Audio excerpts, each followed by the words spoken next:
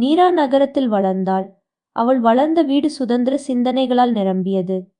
பள்ளி, கல்லூரி, வேலை எல்லாம் நகர வாழ்க்கையின் வேகத்தோடு ஓடியது. அவள் அணிந்த ஆடைகள் சீரானவை, நவீனமானவை. ஆனால் அவளின் அணிவகுப்பு எப்போதும் மரியாதையோடும் அளவோடும் இருந்தது. சுடிதார், குர்தா, ஜீன்ஸ், சேலை, அவளுக்கு எல்லாமே வசதிக்கேற்ற தேர்வுகள்.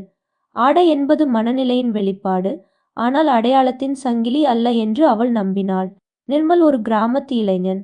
அவன் மனம் நல்லது, ஆனால் அவன் வளர்ந்த சூழல் முற்றிலும் வேறு. அவன் வீட்டில் பழக்க வழக்கங்கள் கடுமை. பெண்கள் எப்போதும் சேலை மட்டுமே அணிய வேண்டும். வீட்டில் மூத்தவர்கள் முன்னால் சிரித்து கூட பேசக்கூடாது. காலையில் 4 மணிக்கே எழுந்து பூஜை, சமையல், வீட்டு வேலை, இதுவே பெண்ணின் கடமை என்று கருதப்பட்டது. திருமணத்தின் முதல் நாளே வேறுபாடுகள் தெரிந்தது. நீரா சேலை அணிந்திருந்தாலும் அவள் கட்டிய விதம் நகர ஸ்டைல்.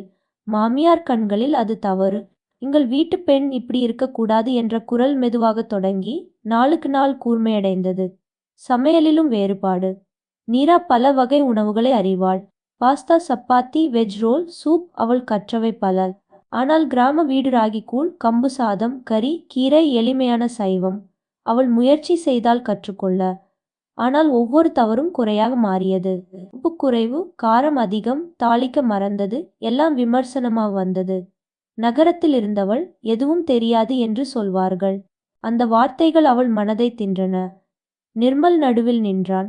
அவன் மனைவியையும் நேசித்தான், குடும்பத்தையும் மதித்தான். ஆனால் அவன் அமைதி நீராவுக்கு ஆதரவாக இல்லை.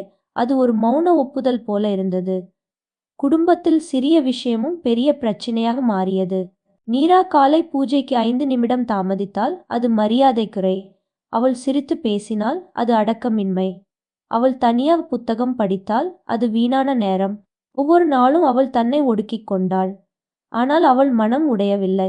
அவள் அறிந்திருந்தாள், ஆன்மீகம் என்பது தன்னை அடக்கிக் கொள்வது அல்ல, தன்னை அறிந்து கொள்ளுதல். தியானம் செய்யத் தொடங்கினாள். அதிகாலை எழுந்து அமைதியாக மூச்சை பார்த்தாள். என் அமைதி என் கையில் என்று தன்னை நினைவூட்டிக் கொண்டாள். ஒரு நாள் மாமியார் அவளிடம் கூறினாள், பெண் என்றால் விதிகளை பின்பற்ற வேண்டும்.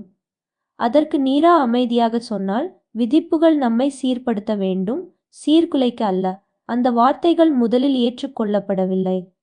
ஆனால் அவள் வாழ்க்கைதான் பதிலாக மாறியது. அவள் கிராம சமையலை கற்றுக்கொண்டாள்.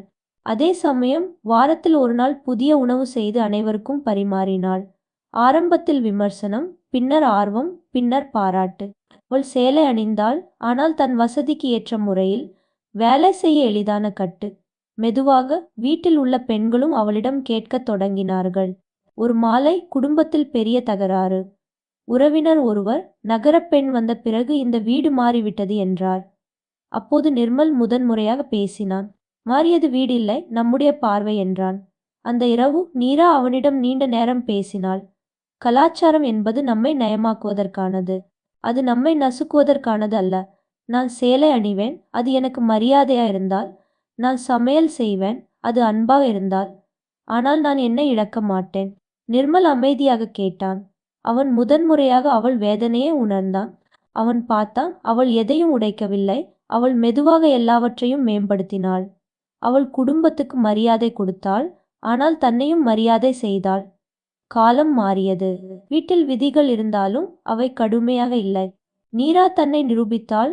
ஆடை என்பது விருப்பம், சமையல் என்பது அன்பு, கலாச்சாரம் என்பது நயமாக்கும் கலை. அவள் யாரையும் எதிர்க்கவில்லை, ஆனால் யாருக்கும் அடங்கியும் போகவில்லை.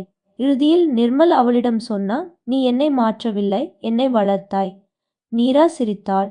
நம்மை சீர்படுத்தினால் போதும், தேவையில்லாத துன்பத்தை ஏன் சுமக்க வேண்டும்?